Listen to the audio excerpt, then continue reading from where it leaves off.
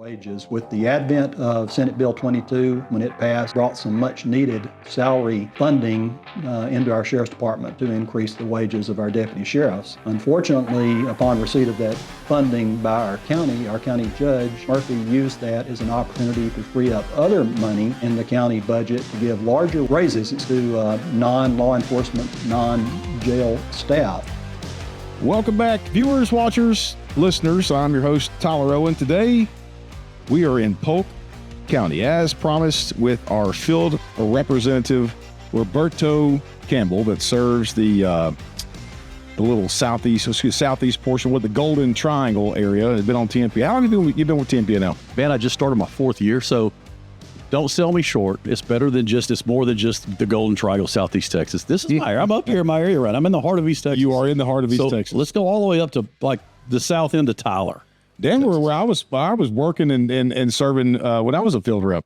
All the way out to Tyler, over to Marshall area, I guess, and down. So you got the Piney Curtain, is what I like to refer to. That is the Piney Curtain. It is the Piney Curtain. But yeah, how the hell you been? I've been good, man. Busy. Got a lot of stuff going on, moving and shaking. Contract season's coming up. I have 8 to do down in Southeast Texas, where collective bargaining is pretty prominent. So it's going to be busy, but I like doing that stuff. So yeah, looking forward to it. Man, it's kind of a catch-all job. Being a field rep, you don't know really what the whole day is going to. You can wake up one day and have a whole complete mission devoted to, subject A, and then you get a phone call and you're redirected to do something completely different in a completely opposite part of your region. It's a pretty cool job, and you do it quite well. Thank you. I appreciate that. It is pretty spontaneous sometimes. Yeah. Well, and hats off. When this podcast drops, yours truly, Robby Campbell, is going to be a grandpa. We won't dive off into what the kid's name is going to be, but man, congratulations. New chapter in life for you, you and Carol. And so we at TMPA are super excited for you guys. Yeah, we appreciate that. Any day now. Cooper is his name. Cooper. There you go. Cooper Campbell. He's going to show up pretty soon. First grandkid. He's a grandson. So that's pretty exciting for us. We're just kind of waiting now is what we're doing. Just kind of waiting. So yeah. Well, speaking of East Texas, you know that I've lived and worked in East Texas for quite some time, since 2004. Mine was more mid-East Texas, but in doing so, I was able to meet and work alongside with some absolutely phenomenal attorneys, and one of which, right before my departure, was an attorney, Lee Hahn. We had communicated a little bit, but didn't do a whole lot of work together. And then with my departure over to Central Texas and to what we like to refer to as the Texas Liberal Central side of Texas, when I moved in the Austin area, Lee came on as a regional attorney here in the East Texas region. And so Lee Hahn's going to join us today. We're going to talk about Lee, his experience, and then talk a little Polk County politics, which I think is the brunt of why we're here, and I'm super excited to be here. Lee, welcome on the Blue Grip Podcast. Great to be here, and appreciate you guys having me on this morning. So it's really interesting. People ask me all the time, attorney friends of mine, they say, man, what makes a good recipe attorney for a TMPA attorney? And I think that you fit that mold quite well. We've got some guys that have been cops. We've got some guys that have been prosecutors. We've got some guys, and you being a former, I don't want to say ex or old district attorney, but a former district attorney in Polk County, you understand the ins and outs and the dynamics and challenges that law enforcement face in serving in that role, and so you certainly fit that recipe.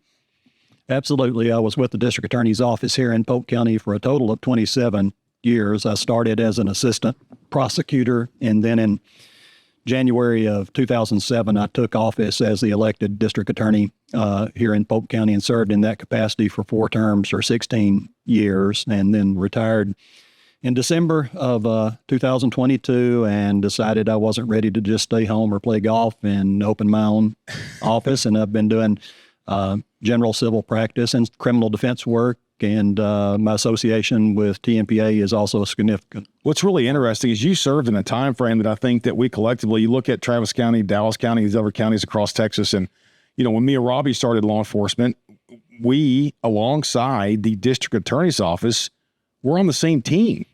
And now you served in that DA spot really at a time where that kind of somewhat evolved into different teams in different parts of Texas. Listen, Texas is a big state, right? But I think here collectively in Polk County, it's still the same. And along with all of East Texas, of course, it takes 30 years for East Texas to kind of evolve. But what did you see as the Polk County DA? And I say colleagues abroad, colleagues as far as other district attorneys across Texas, where did you see that started to kind of change the mindset of working against law enforcement? I don't know that, that there was one point in time that you can really pinpoint as the change. I guess if I had to say, it was probably post George Floyd, that situation. And certainly in a lot of the larger metro areas, you begin to observe more scrutiny of law enforcement practices, use of force situations, and a more adversarial nature, for lack of a better word, with larger district attorneys' offices that open human rights or civil rights divisions that were constantly second guessing. We're going to dive into that too. We're going to dive on that here a little bit. I think it's important. So in East Texas, though, I like to think that there's still a very large degree of support for law enforcement in our rural counties. And I think there is, for the most part, a spirit of cooperation between DAs and law enforcement. Obviously, sometimes you have disagreements or, things that aren't always on the same page, but for the most part, they work closely together still. What advice to the members out there that are listening that maybe in your region, maybe in East Texas, what advice would you tell them as a regional attorney for TMPA? What's the number one thing you see that our members can kind of do better, for lack of better terms? Well, I'll put in a plug for TMPA. I think first and foremost, for people that are not TMPA members, it's a great investment to become a member because the benefits are exceptional, and it's good to have, especially the coverage you get through TMPA is great if you need it. But as far as general advice to law enforcement officers throughout East Texas, I think it's important that you be familiar with who your elected officials are in the county, and most especially the people in your district attorney's office. They are there to help.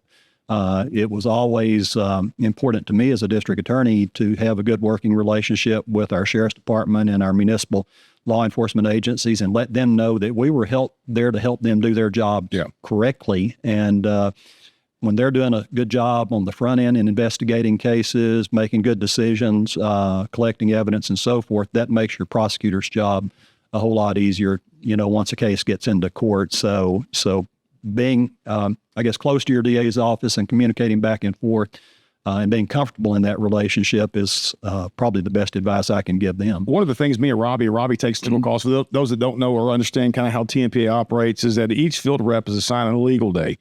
And so Robby's day may be Tuesday to Thursday, and it's pretty cool because in my opinion, I think it gives all of our field representatives a very big understanding of really how different the regions of Texas are, but it also keeps them up to speed of kind of what the current events are looking like across Texas. So with that being said, let's just say Robby's on legal on Wednesday, and you call in and you have an IA or a critical incident that night. Robby's going to be the one that takes your call. Even though he's in Southeast Texas, you may be calling from Lubbock, and so he dispatches or assigns an attorney for that region. One of the most frustrating things when I was taking legal calls, or when I do assist taking legal calls from time to time, is that members will call in and it's like, dude, we're in the ninth inning and you're just now calling us to try to get us involved. And I'm sure from an attorney standpoint, that can be frustrating because they expect you to come in and save the day. What advice would you give members out there about being involved with an internal affairs investigation? You've served as a district attorney, as essentially the head of that office. What would you tell the members about not being hesitant about giving TMPA a call to get involved in the first inning versus getting involved in the ninth? Oh, you're hitting the nail on the head. It's so much better to have your attorney on board early in the process. And I guess when in doubt, you should probably make the inquiry of TMPA to see if it's something that you can get representation for, if it's a covered type of circumstance. But I think the earlier in the process that the attorney can get involved, the more quickly they can become aware of the potential legal pitfalls or exposure that might exist in the case, whether it's an employment matter or a use of force type situation. The attorney is there to guide and hold the hand of the member throughout that legal process, whether it's an IA situation or potentially a criminal investigation. So having been a prosecutor, there is a certain amount of benefit to having that experience, particularly on the criminal side, because you can ascertain, I guess, what the exposure is, let the member know how to handle their cooperation in the investigation, whatever investigating authorities there are, and potentially be there to help them if the circumstances warrant that in person. Yeah, it's one of those things where we get calls, and all the field reps, they experience the same thing. You get calls and you have members that call and say, hey, I've already talked to IA and I've given them a statement. And I'm like, man, once you find out, if you're made aware from your department that you're being investigated, go ahead and call us and let us get in front of it. We'll assign an attorney for you, and they could help you craft your statement, get things in order so you don't pretty much put yourself in a bind by writing something down that you didn't have the opportunity to review video or something like that about. One thing about Lee, he's one of those guys, one of those attorneys that we have. We're very fortunate to have him, that when you call him, he's going to answer the phone. You know that. Yeah. And if it's 2 o'clock in the morning or 2 o'clock in the afternoon, one Friday evening, the officer involved shooting down in Newton County, he was about to go to dinner, and I called him and I said, hey, we just had this go down in Newton County. Can you meet me over there? And he says, yeah, I was about to go to dinner, but I'll change directions and go. I said, well, look, we're in the same boat. I'm just coming from a different direction, but the drive time is going to be about the same for both of us. And he met me up there. But, and it's not just if we use these attorneys enough, we become friends with them and call them not just when something's happening like this or a critical incident or to assign a case, but just to get to know our attorneys. It's really good for our organization and for our lawyers to get a good relationship with them. And I remember because it helps our members out. Yeah, for sure. Yeah. You know, what's interesting is that we sitting here at this table all live in completely different. I mean, y'all are in East Texas, yes, but even the environment that you live in is vastly different than where Lee lives at. And this is 2 hours apart from each other. I'm in Hayes County in Central Texas, and what's really interesting is that having those relationships and having the understanding of the culture and the dynamics of each community is so vastly different, and us having to be able to pick up the phone and call attorneys in those central locations of wherever the member's at and saying, hey, we got the situation going. You've got personal relationships and business and professional relationships within Polk County, Hardin County, and all the surrounding counties around here. Greg Cagle, who made the introduction for you to be in TMPA, has the relationships there in Galveston County, Harris County, Amanda Boland. So it's a network of really high-speed, low-drag attorneys that we are very fortunate to have here at TMPA, and so Lee Hahn being one of them, and so it's really an honor for you to be here. Yeah, we have members that call in and request you, and that's a good thing. Yeah. So you assign the attorney enough, or the community around here knows him enough, and really not even around here. We're talking about an hour, 2 hours away. Hey, is Lee available? And I'll call and check and see if he can take this for you. One thing this week, our legislative team had met with the Lieutenant Governor's office. And I think that the next legislative, every single year, for those that don't know, TMPA sets forth and says, okay, next legislative agenda, these are the things that we as TMPA are going to focus on and try to fix and try to work with state legislators on.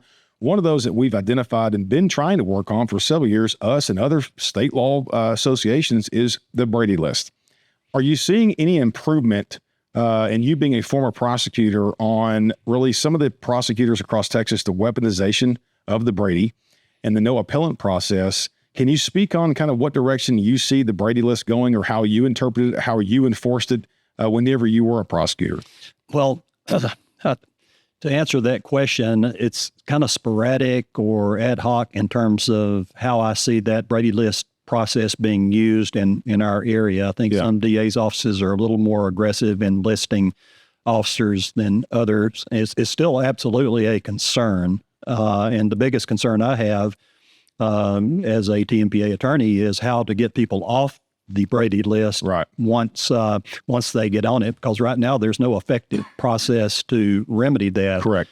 When I was a prosecutor, I tried to be very cautious and judicious about when to put someone on a list or to send out a notification, understanding at the same time as a prosecutor, you've got ethical obligations to turn over exculpatory or mitigating evidence to the defense. So there's a fine line there that you have to walk, but at the same time, you have to be mindful that you're potentially ruining an officer's career. Right. So you have to be, very careful about that. But in this area in East Texas, I see some DAs that are very cautious about how they handle their Brady list, and you can work with them. Others tend to err on the side of when in doubt, let's put them on the list. And then how do you unring that bell once it's already rung? So, well, just coming down the pipe, we may be reaching out to you with your, prosecutor experience and working as a DA, having that insight is just so critical. Again, another dimension that I think of having somebody like with your qualifications added to our team as a whole, that probably when you got into this boat, you probably didn't think I'd be helping out with legislation being changed, but there you have it. And man, we probably would reach out to the Ledge team and kind of get your insight on what you think about it. Love to be involved. Yeah, for sure. So like we said, we're right here in Polk County, and there's some different dynamics just for those that are aware or don't know. TMPA typically and historically never really gives out endorsements to local elections. However, when elections are and during the election season, we do, and when we get phone calls, we got phone calls from several members in support of or opposing this current situation of the current Polk County judge, the judge race. And that's what we're here to talk about today and kind of what's going on. One of which, there's two major things when I was called and looking into this situation with the county judge. One, the misuse of Senate Bill 22 money. And then number two is the robust, the ethics, whatever office she made for defense. And I think you're going to talk about some of those along with some other things that we've identified of kind of why this is important and why it's not supporting law enforcement. Where do you want to start? There's a lot to kind of inhale here. I think I would like to start more from a historical perspective and relating back to my experience as district attorney, because I started in the DA's office in 1996, working under the then elected district attorney that hired me. And really for about probably 14, 15 years after, it was a great time to be a prosecutor in Polk County because the quality of law enforcement that we had with our sheriff's department and our municipal law enforcement agencies was really good. And we worked some major cases, capital murder cases, organized crime cases that were well investigated by extremely professional and experienced officers, and that made our job so much easier in the district attorney's office to know you had that degree of expertise and talent throughout the county, and especially with the sheriff's department at the time, to put together good cases that we could prosecute and be successful on. It started to become a little bit political with the election of our current county judge, Judge Murphy, in 2015, I believe was when she took office. And there seemed to be a subtle shift, in my opinion, in priorities of our county administration, where emphasis on our sheriff's department and taking care of the officers and maintaining good officers in that agency began to become less important. It seemed in 2018, I believe it was, there was a huge change. And I think part of it was financially driven, where the county's retirement insurance plan was changed. Our sheriff's department has never been well paid compared to other counties. But historically, Polk County offered good retirement benefits through the TCDRS, and also the county had historically provided lifetime health insurance benefits for the employees through, at the time it was through Blue Cross Blue Shield, and that was guaranteed. And I think because of some of the expense factors in paying, for retirees insurance in 2018, they made a big change. They changed the coverage that was available for retirees and forced them to start deciding whether they either wanted to pay more themselves for better coverage or go into an HMO type thing. And so they created an incentive where they grandfathered current employees that were, I guess, close to retirement and gave them like a year or so to retire to claim that health insurance coverage that they'd historically been given, or if they weren't within X number of years of retirement, they, weren't allowed to continue to have that benefit. So what we had in 2018 was a situation where a lot of very experienced deputies, detectives with our sheriff's department that were close enough to retirement to take advantage of that left. Yeah. And all of a sudden, there is this beginning of a huge talent drain for that reason. At the same time, over the next several years, there seemed to be a real de-emphasis, I guess, on maintaining competitive wages for our sheriff's deputies as well. The municipalities seem to continue to do, pretty well in regard to compensating their officers, but the sheriff's department began to lag behind. So you had low salaries, You no longer had the attractive health insurance benefits for retirees, and those combined just exacerbated the problem. And I think there was, going forward and up to even the present, there was a situation where we just didn't make an effort to keep up with other surrounding agencies, other surrounding counties, who consistently and methodically increased their wages and their benefits for law enforcement personnel and jailers, for that matter. Well, let's talk about that real quick. You were a department head for the district attorney's office. You essentially hired and fired for the people that you wanted to work within your office. In your opinion, in your professional experience, how would you explain to, let's just be honest, the voters of even Polk County or even other counties that are listening to this podcast, how would you explain the importance of having competitive wages in the fair market aspect of having a new hire, right? What kind of quality employee are you going to have compared to other places that pay significantly more? What type of employee would you get when that type of job market? So if you've got a competitive salary, you're going to attract more applications. Correct.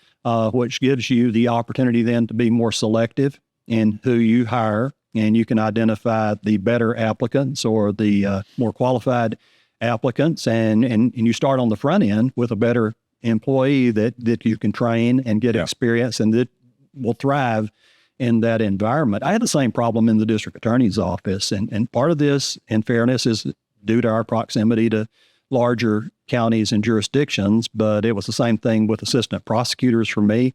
If you were not able to pay them competitively, it was so easy for them to go to Houston, Harris County, or Montgomery County and find much better paying jobs. It's the same thing with the deputy sheriffs, although they can find much more competitive salaries even within Polk County just by moving out of our sheriff's department and going to work for one of our municipal law enforcement agencies, or we have the Alabama Coshada Indian Tribe that has a very well-funded and robust police department too. And so that's an option for local officers. Yeah, for sure.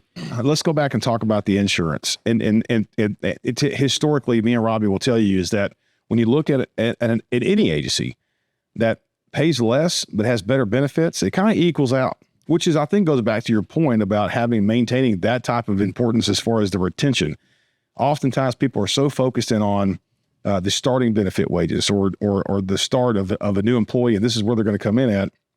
Oftentimes, we see it across the state as the retention aspect, and then paying attention to the retention and trying to keep these good employees, because the reality is it's going to cost you more to train any employee up and lose them to another agency that pays more. So back to the retention aspect, I'm sure that put the morale within the department, knowing that what's the point in me staying here if I'm not going to have benefits that I was promised when I began my career here? What's the point in staying? So talk about the medical insurance aspect and why that was taken out in your professional opinion.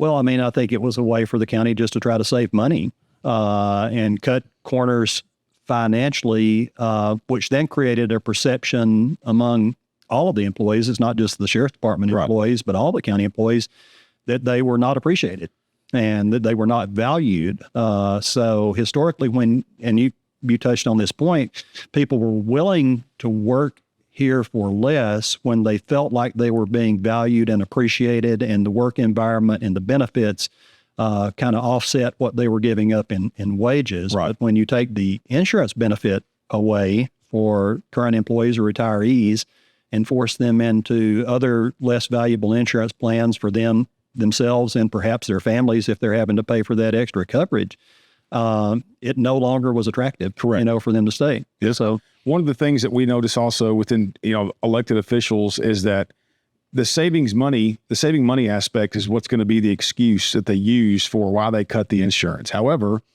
my question is that when current campaign and political seasons were done, I want to know what campaign promises were done that funding had to be withdrawn from the health insurance in order to fund what you promised to the people on the campaign trail. And I look out here and driving up to your office, I'm noticing that this courthouse, it's quite honestly, it's an eyesore. And I can't remember the last time I was in Livingston, but I think the last time I came to Livingston, the same courthouse was being remodeled then as it is now. And I think that was about 2 or 3 years ago. So Do you think that contributed to the lack of or loss of the health insurance because of campaign promises that weren't kept? Well, I mean, it was certainly a drain on the county budget. And so to the extent that there are a finite number of tax dollars to spend in any budget, any unnecessary or unprioritized expenditure like that is taking money away from other better alternatives, other priorities that the taxpayers and voters may have for law enforcement, emergency services, or things of that nature. That courthouse project that you alluded to, you took the words out of my mouth when you called it an eyesore. It's been going on for over 5 years now, and it is currently over $6 million over budget, and there's no end in sight currently. Yeah, there's no end product or end solution. Yeah. Going back to the insurance thing, I know that used to be a deal for counties to offer retiree insurance for life. If you get to X amount of years with the county, I get that, but the cost of health insurance has gone up so much. I mean, it's a problem. Yeah. Health insurance is a huge problem that needs to be addressed. So most counties are getting away from it because it costs the county so much to offer that, but they're gradually doing it. Once you get rid of that, you're not going to get it back because the price is just so high. Yeah. One of the hardest things to do from a police aspect in corrections is to hire a brand new person off the street, put them to the academy, hoping that they'll make it through the academy, pass the state certification test, and then make it through the FTO program, and then continue to give you the years of service that you've invested in them. That investment's huge, and you're going to be known. And there's a lot of agencies that I represent, or we represent, that are considered training agencies because they hire people, not necessarily lower standards. And I try to preach, don't lower your standards to hire people, because you start hiring liabilities instead of assets. And when you do that, the zeros on the end gets bigger when you have to write a check for something that they did. Yeah. And they blame lack of training. So the county gets sued or the city gets sued because of the training situation. But it's becoming a problem. So if you can get the people in the door, we looked at some salary a while ago that Roman Forest just pushed some stuff out that they're offering incentive, $2,000 incentive to go to work for them. That's nice. The only other place, to my knowledge, in my region that does that is down in Beaumont. Yeah. And they offer $2,000 a year up to 5 years, which is $10,000, but you have to sign a 3-year hitch with them. Yeah. Which I benefited from that when I went over there a long time ago, and they paid me out, and I gave them back with plus some, what I owed them. So, but this brings up a good point. And you talk about, the surrounding agencies in this area. I would guesstimate right now, me working and living in an East Texas rural setting, and for all those rural listeners out there, whether you're a cop or you're not, or just a law enforcement supporter, I would like to look at a spreadsheet or some kind of data that says Polk County residents that chose a career in law enforcement. I would like to see where they're at now, because 9 times out of 10, I guarantee you they're going to be in Houston PD. They're going to be at Harris County. They're going to go down to Beaumont. Half of those guys are probably at Texas DPS because they did a huge recruiting surge about 2 or 3 years ago, and they're not local. And the reason why it's important to have local people that have either lived there, served there, or are from that area is because they know the terrain, they understand the culture, they know who's a shitbags and who's not. And that's why it's so crucial to have some type of competitive pay in a rural area, which brings me to my point to segue into Senate Bill 22. When the LightGov created this Senate bill, it was completely designed around having rural funding to law enforcement to keep them competitive with other cities and other municipalities that cannot fund it like they do, right? And so when she did what she did, talking about the county judge, she reduced the increase in salaries just for the law enforcement and maintained the other county employees the same wage. What kind of message does that send to the morale with the law enforcement leaders and boots on the ground here in Polk County, and you having a better understanding of anybody, of having the relationships you do here in Polk County? What message did that send to them? I think it's very discouraging for the deputies with our sheriff's department to see an opportunity where, with the assistance of the legislature, they're going to hopefully get to a point where they're earning some sort of competitive wage. Yeah. That Senate Bill 22 money was never in and of itself designed to be the complete fix, right, to pay. Yeah, there's some problems with it. There's some problems. It was to assist counties or to partner with counties, particularly rural counties, to help them get up to a competitive salary, to allow them to somewhat compete with larger jurisdictions that were nearby, such as Montgomery County, for example, Right. here in East Texas, or Harris County, knowing that you're never going to get quite to that point. Maybe with some of the other benefits, tangible and intangible, you could still create an attractive work environment that would cause people to stay here. But in this particular instance, our county administration used the Senate Bill 22 money as an opportunity to give greater wages to non-law enforcement, non-jail staff. And in my opinion, that's completely defeating the purpose and intent behind the Senate Bill 22 money. Let me dumb that down for you, for those listening. Essentially what happened is that County Judge Sidney Murphy had a set plan for the set raise that all county employees were going to receive. Let's just say, I think it was it 6%? 4%?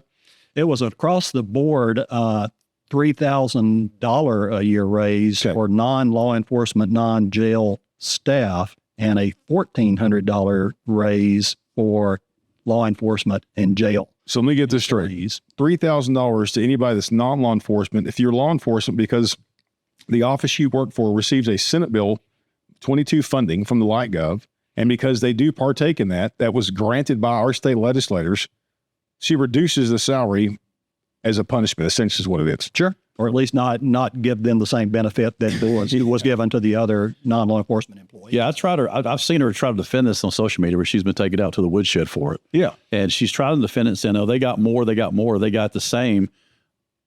But what she did is she cut the COLA that she gave everybody else. Correct. And supplemented the COLA with the SB 22 instead of giving them the COLA and giving them the SB 22 money, which is meant to pay salaries for police officers in corrections and buy equipment related to those jobs. Yeah, and what's funny is us just diving into this, we found out that she herself, over the last several years, has received significant pay increases, and then one tried to hide, essentially, a vehicle allowance that was significantly increased, that was well over what she gave all the other county employees. Let's talk about that real quick. Do we have those numbers? I do. In fiscal year 25, which was the first year that the Senate Bill 22 money came into our county budget, the sheriff's department, of course, got the $1,400 additional funding that I mentioned earlier. But at the same time, the county judge and the commissioners voted themselves a 10%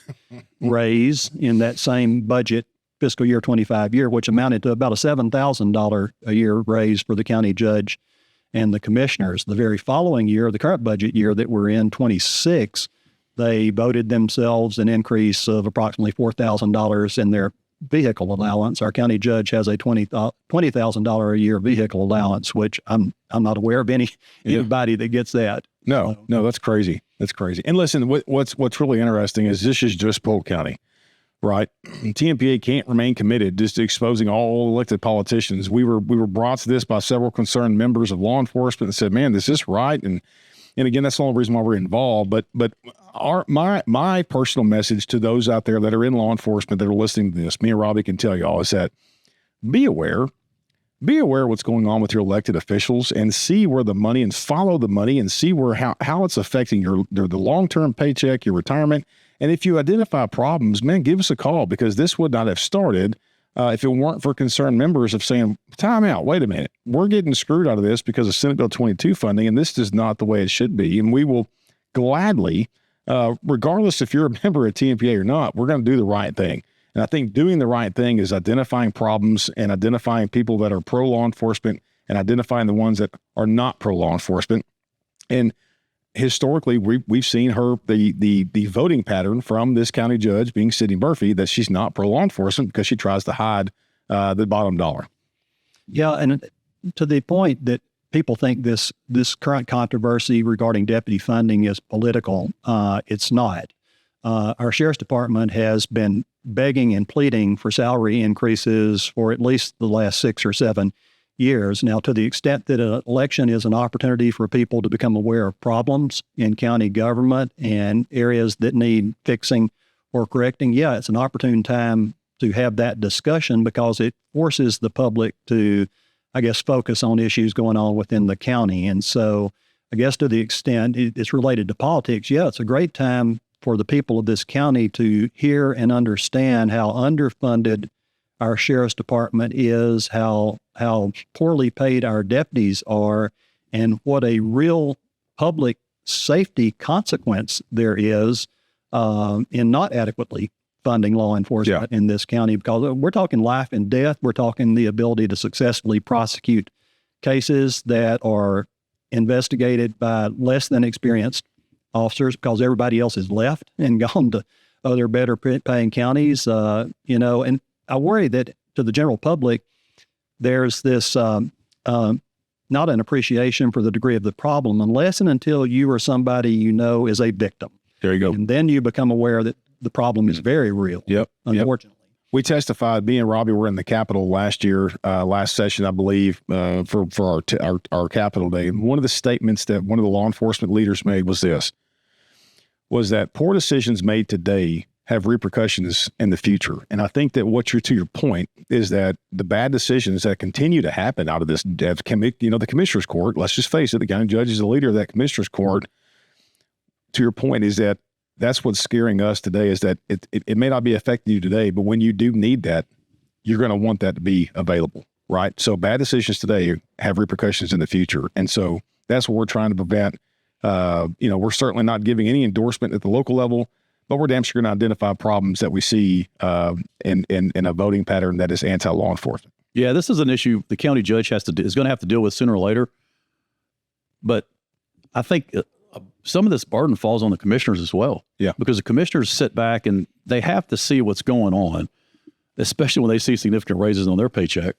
And we're cutting the sheriff's office and our first responders out in Polk County.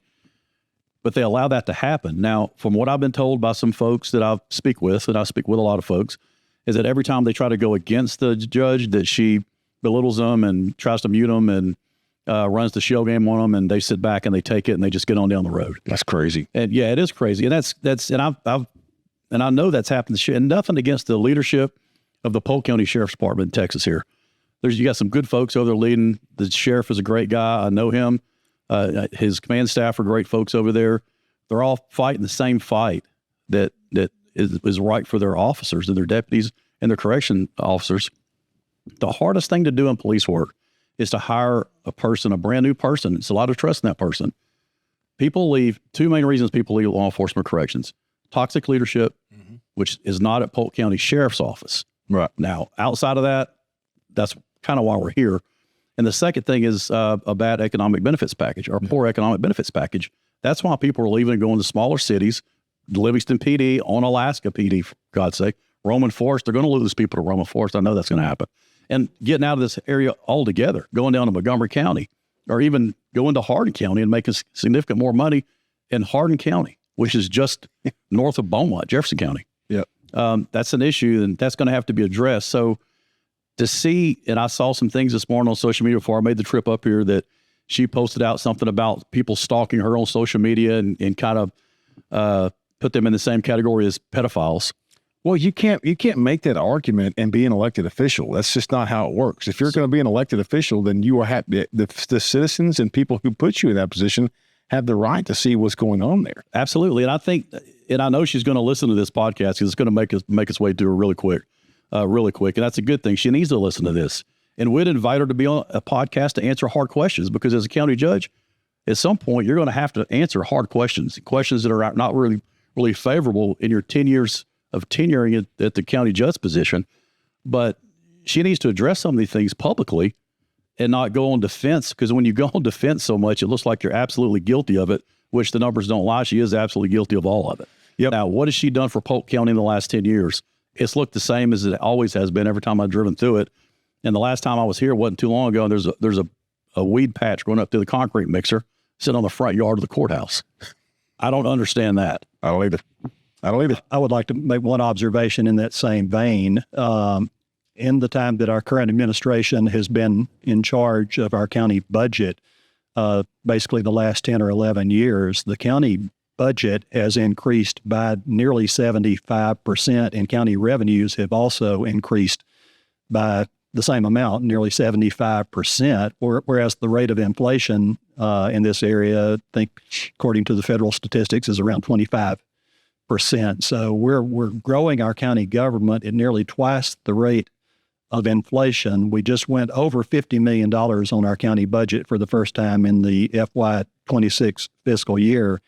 And there doesn't seem to be any noticeable benefit from that degree of spending and taxing. Yeah. Certainly not in our sheriff's department, and it's certainly not in the wages of our sheriff's department. So, a lot of people are rightly asking the question, where's all this money going, and what are we getting in return for this level of taxation? What did the county judge do prior to being the county judge? What qualified her to be the county judge? Her background is in education as a teacher and a counselor, and for a period of time, she was the director of the local chamber of commerce. But that was her history. Okay, no construction ties that could be tied to the ongoing six-year construction debacle that's going on downtown. I'm not saying anything. I'm just throwing it out there. Surely she was a likable person back in those days, and I'm sure she was. I mean, I really believe that when she started this position as county judge 10 years ago, their heart was in the right place. But for me looking at it, and us looking at it, and you're a little bit close to it than we are, Lee, from the 30,000-foot view, that seems like she's lost her way. Yeah. You have to make public safety a priority in your county or your city, or your area is going to fall completely apart and be riddled with crime. You're spending more money hiring cops to get them in corrections, to get them here, and then they train and they leave, and you're turning back around, invested the same amount of dollars to get somebody else in, and they're leaving. We got to keep these folks here. Yeah. And I don't know what it takes. Look, $49,400 starting pay in Polk County as a deputy. Yeah. With Senate, but it's SB 22 money, which is just $1,000 more than a minimum standard set by SB 22, right? Which is $48,000. Would the county judge here be willing to suit up and make less than $50,000 a year? The same thing that she's asking other people to do and expect other people to do? Right. I'm going to guess no. I would think no. I would think no, too. To your point, though, public safety should not be a bipartisan issue. No, absolutely not. And that's kind of where we're at. And it's sad that, it's come down to it. But we're looking maybe to some, if anything else, if she becomes victorious over this election, then we're looking at working with her and her administration to try to correct some of the failures that we've identified during this, during some of the things that we've seen. We have ideas, and I mean, of course, I do contracts down in Southeast Texas. There's a lot of incentives that you can do, and a lot of things you can do. And I've talked with the sheriff's office here; they're more willing to do it, but they hit a brick wall when they go to the courthouse, talk to the county judge. That's the problem. Yeah, and you're right, Tyler. I'd be more than happy to sit down with her and share some ideas of what's going on around her as far as pay to get things pay right where it should be, or at least better than less than $50,000 a year here. It's crazy. But it's just one of those things where we have to make noise because the sheriff's office, the guys that work over there are scared to be retaliated against this county judge. And just as much as, and I would imagine the county commissioners as well are maybe intimidated by her. I'm not sure, but she does control the county. I get it. She was elected to, but the citizens need to listen to this, pay attention, and look around before they go vote to make sure this is what they want to continue to stick with. Yeah. Well, because it's going to cause you problems, and these problems which seem small now are going to continue to grow. Yeah. And it's going to be a legitimate issue here. Well, and you and I can contest to this, is that sometimes when departments pay a little bit less, as a young 25, 22-year-old cop, you can say, okay, well, they pay less, but man, there's so many opportunities for off-duty that I could go make a little bit extra jobs and work a lot. There is not a whole lot of extra job opportunity in Polk County. Let's call it what it is. No, you got to leave out of Polk County with permission of your sheriff to do that. And so to that point is that there's no opportunities here to make more money if you want to, as there would be in more urban type environments.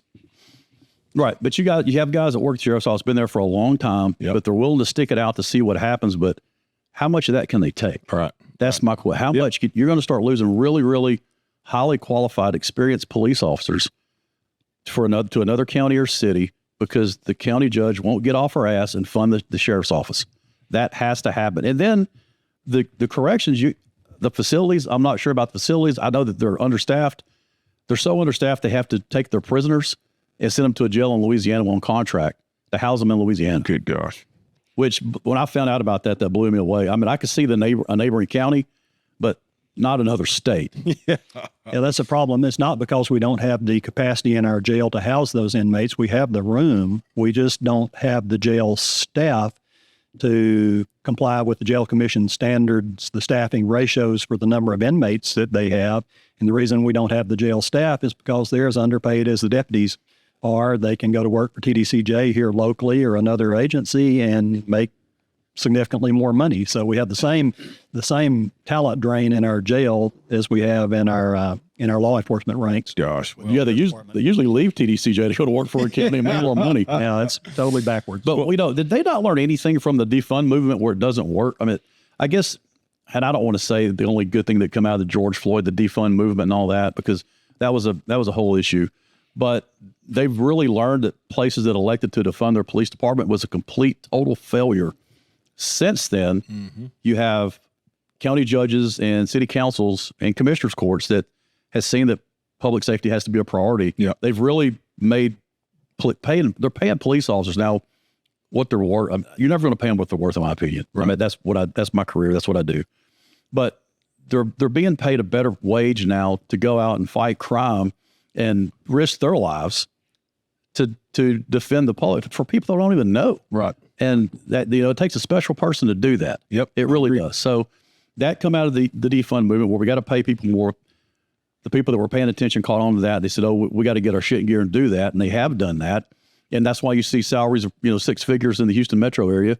And down where I'm from in Southeast Texas, you have 6 figures. They're topping out at, Beaumont. And I know Polk County can't compare to Beaumont, but when you're topping out as a grade 1 after 10 years at $125,000, $126,000. But what's interesting, I guarantee if I looked at the household medium within the city of Beaumont in Polk County, I would be shocked if they were not more similar than what you would think. Probably so. This county has a fair amount of money. Yeah. But it's just on how the judge elects to spend it. Right. And she's not spending it to public safety. Yep. I did a very informal Facebook poll a number of months back and asked people in this area, what are your most important priorities in terms of what you expect from county government? Law enforcement and emergency services came in at a resounding number 1. Yeah. And right behind that was county infrastructure and roads. And so the things that most people would expect their county government to be prioritizing and taking care of. I think the thing that added a lot of insult to injury in regard to our current priorities is in this current fiscal year, our county judge, instead of really pushing hard for increases in deputy pay, she kind of through a backdoor effort sought to create a public defender's office. We haven't talked about that. Yeah, I forgot about that. In our county with a budget of $1 million a year, they procured a grant that would expire in less than 4 years, I believe. It was a decreasing grant, but with partial state funding. But at the end of the 5-year period of time, the county was going to be on the hook for $1 million a year in salaries and administrative costs for a public defender's office. So we're prioritizing taking care of our criminals or accused more than we are. And that's what's shocking. And I'm not suggesting that East Texas is stuck back in the Stone Age. But by God, I lived in East Texas for a long time, and I lived exactly where you guys were talking about in this area. East Texas has always stood up for law and order, period. They don't have the wacko bullshit that Austin's got. And what she's doing in funding that type of defender's office, it's not about equality. It's not about it. It's a trend. She's setting a trend for something that this area has typically never really supported. And if you're going to support that, that's fine. But make damn sure the public safety isn't left unattended, or at least they got the funding that they should have. And that's what's been shocking to me is that East Texas always has stood for law and order and backing the police. And the fact that she did exactly what she did, that's some Austin Jose Garza crazy shit. It really is. Not what East Texas is about, man. And so anyway, this has been a great episode. I can't thank you enough, Lee, for coming on. Early voting starts February 17th. It continues. The last day of early voting, February 20th. And, the last day for early voting is February 27th. So let me repeat those dates again. Early voting, February 17th through February 27th. And the last day to vote is March 3rd. Make your voices be heard. We can't tell you who to vote for here at TMPA, but we can damn sure educate you on what the options are. The last questions we got are some rapid fire. Here at TMPA, we'd like to ask some of the guests, and I hope you studied. I hope Robby kind of gave you the answer. I didn't tell him about this. They're pretty basic. Yeah. They're pretty basic, but what's your favorite line from a cop movie or your favorite cop movie? Oh, Dirty Harry. That's probably the number one answer. I like that. Yeah. Number one answer. And I don't know how much, if you've ever served in law enforcement or not, but you damn sure were the head of the district attorney's office, so you probably had your fair share inside police cars. What's your favorite patrol car? Oh my goodness! I go all the way back to the Impalas when those were still a going thing. Oh wow, those are good. It's the old Shamu top down. Okay. And what's your favorite drink of choice when Lee Hahn is relaxing and trying to get away from not only Polk County politics but law and order? And old fashioned, of course. That is the official TMPA drink. Yeah. What any special bourbon you like to put with that? Oh, top shelf, of course. Yeah. There you go. Well, man, I can't thank you enough. Great meeting you today. We're going to do some videos here in a little bit talking about Polk County and talking about what you're able to do and serve our members in East Texas. Robby, man, it's always good seeing you, man. Yeah, it's good to hang out. Man, what I'd like to do is encourage the voters, actually the citizens of Polk County, get out and vote. Yeah. Vote, but educate yourself before you do that. If you're good with status quo, then vote that way. But if you need to see change and everything we brought here, we just scrape the top of it, really. There's so much more to look at. Vote different. Yeah. Just vote different. That's all you have to do. And it's up to the community to do that. Yep, for sure. Yeah. Good to see you, Tyler. You too, man, for sure. Lee, it's always good to hang out with you. Listen, Lee, you're more than welcome to come to our TMPA conference. It's going to be July 24th to the 26th. There in Dallas, Texas at the Hyatt Regency downtown Dallas. It's going to be a full weekend of TMPA fun activities. Going to shake some things up right now. We're getting some things finalized. Might do the casino night Saturday night as opposed to Sunday night, but we're going to have our TMPA banquet there on Sunday. We will be streaming it live, so be sure to look out for the social media push-outs. Along with, we're going to do live the Texas Peace Officer Memorial this year. It's going to be the last weekend of April, so we're going to be there on scene along with all the fallen heroes' families and honor them the way that they should be honored. If you haven't already learned or listened to, For Science is also coming to Round Rock. They're going to have their conference in the Round Rock. I believe it's the Hyatt. They're September 26th and 27th. We're going to be involved with that and pushing the information out. So a lot of things going on across the state. You guys tune into our social media pages at Instagram and Facebook, and also our website, tmpa.org. Thanks again, Lee, for having us. Greatly appreciate it. Greatly appreciate you assisting us with the information that we were provided with some of our concerned members, and hopefully we can get this thing corrected. You guys take care, stay safe, God bless you, and as always, may God bless Texas. We're out.